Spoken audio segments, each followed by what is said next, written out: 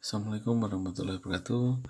Kita hari ini akan mempelajari tentang identitas satuan-satuan kecil dalam tata bahasa.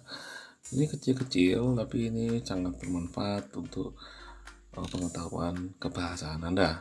Maka jangan sampai Anda nanti lulus, lalu ada siswa yang bertanya atau ada masyarakat yang bertanya, Anda tidak mampu menjawab.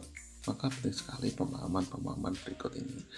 Yang pertama, kalau dalam linguistik, sekali lagi saya sudah ingatkan bahwa pikirkan satu identitas dari satuan bahasa dan yang berhubungan dengan fungsi dan kedudukannya dengan hubungannya dengan bentuk-bentuk yang lain. Jadi satu benda, satu kata misalnya, bukan dicari makna kata itu, tapi kata itu kategorinya apa, letaknya ada di mana, hubungannya dengan kata-kata sekitarnya itu apa. Itu lebih penting dalam linguistik, bukan maknanya ya. Jadi kalau makna itu terlalu gampang, kalau kita lihat kamus saja udah selesai, sedangkan linguistik dalam hal itu tidak terlalu ini ya. Yang penting adalah posisi dan ininya, statusnya.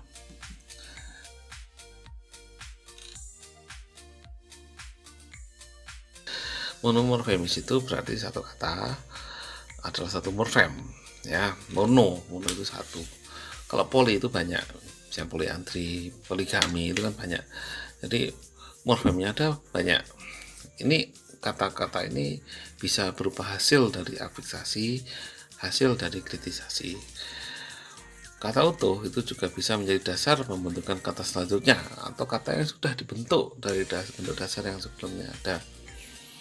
Kemudian ya, kata utuh itu distribusinya bebas ya pada fungsi-fungsi sintaksis ya. Kemudian secara kategori itu biasanya ya, yang pertama kata utuh itu nomina, verba, adjektiva, verbia, numeralia, penyukat atau nama lainnya kata penggolong, dan sebagian pronomina. Ada yang memang ada yang utuh dan ada yang tidak utuh. Kemudian kalau bahasa Inggrisnya full word ya, kata penuh, saya kira saya terjemahkan jadi kata utuh saja. Kemudian contoh kalimat identifikasinya nanti seperti ini ya. Kalau Anda, saya minta untuk diuji tentang ujian harus lengkap. Aku merasa tidak takut dengan virus corona yang karena setiap hari pergi keluar rumah. Karena setiap pergi keluar rumah, aku pakai masker. Nah, identifikasinya itu mulai dari sampai masker itu harus ada. Yang bertanda hijau itu adalah kata-kata bantu. Sedangkan yang hitam ini kata-kata biasa yang biasanya dipakai, atau kata-kata utuh, bukan biasa ya, utuh, kata-kata utuh atau full words. Dan identitasnya jelas ya, statusnya jelas. Itu interjeksi. Interjeksi itu apa? Anda perhatikan video yang lain ya.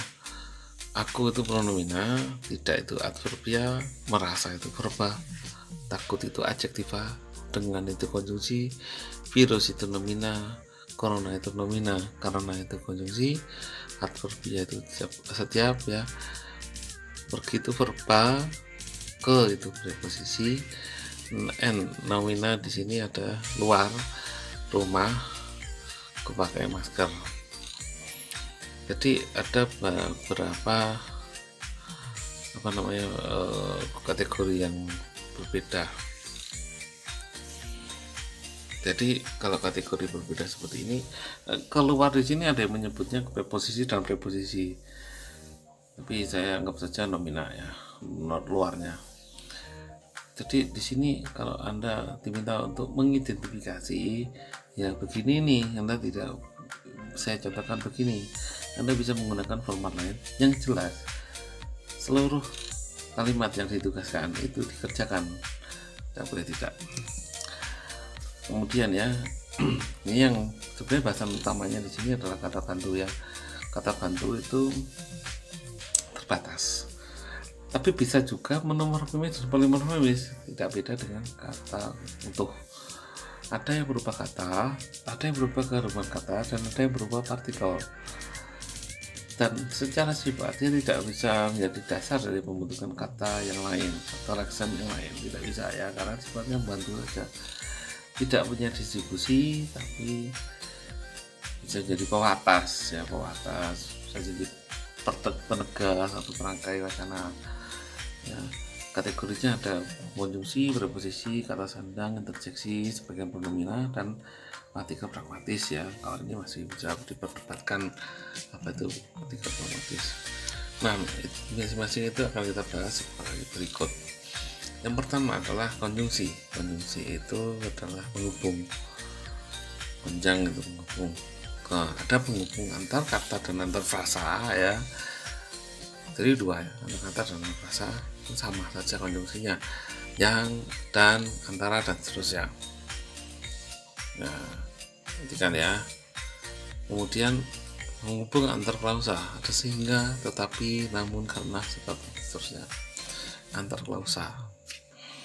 Klausa itu apa? Nanti Anda pelajari semester 3 pada mata kuliah sintaksis.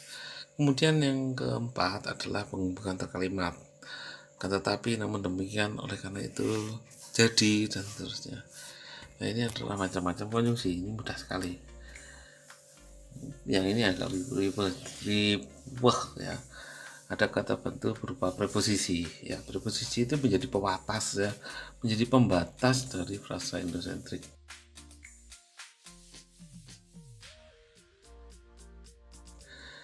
Kalau ada perumahan itu ya, itu paling portal depannya satpam itu ya, itu adalah preposisi.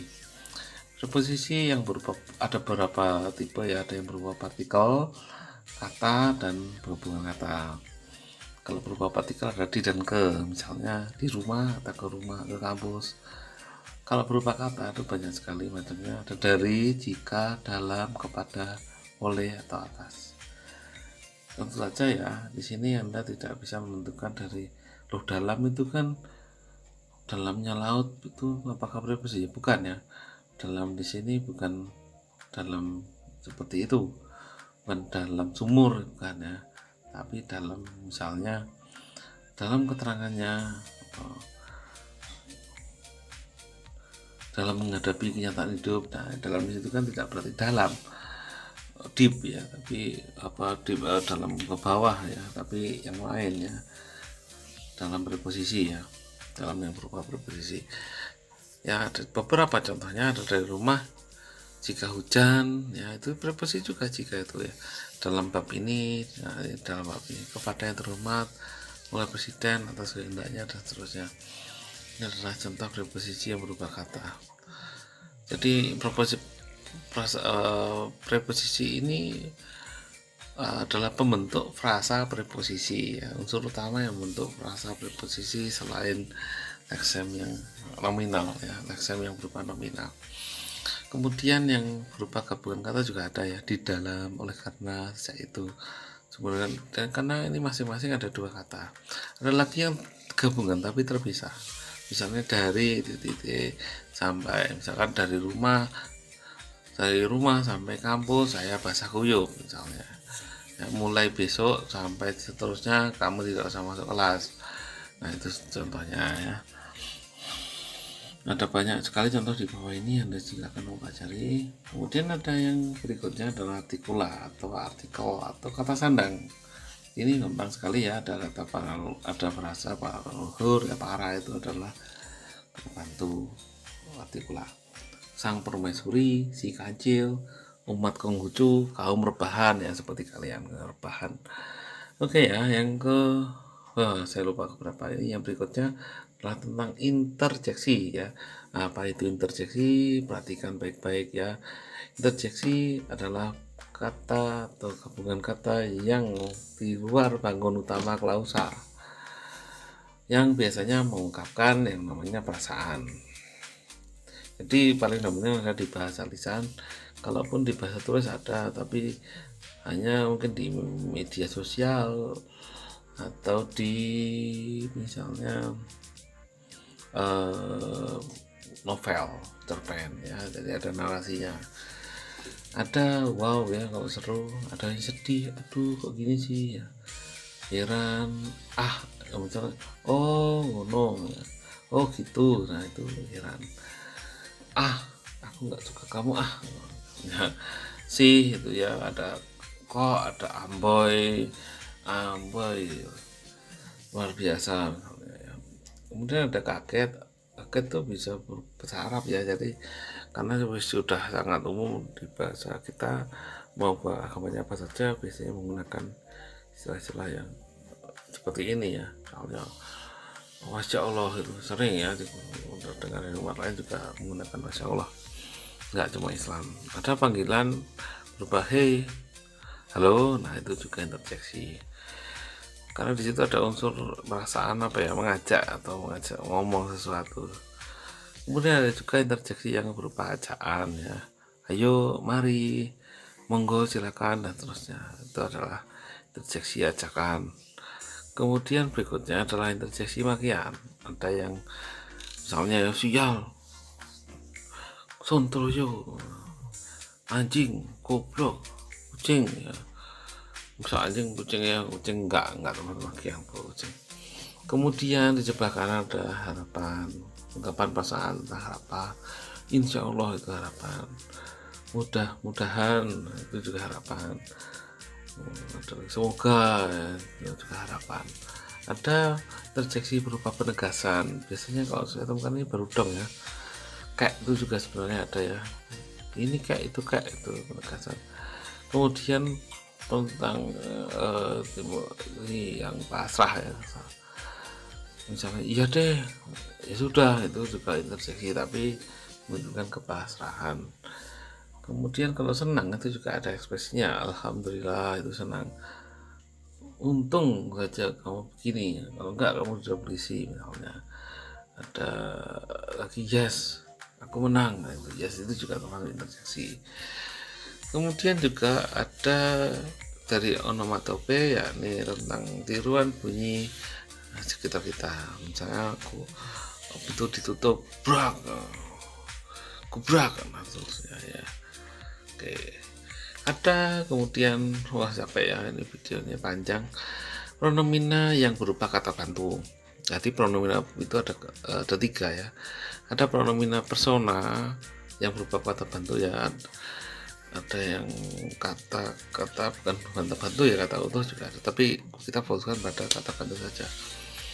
Kemudian pertama adalah pronomina persona, kemudian yang kedua adalah pronomina demonstratif atau tunjuk, dan yang ketiga adalah pronomina tanya.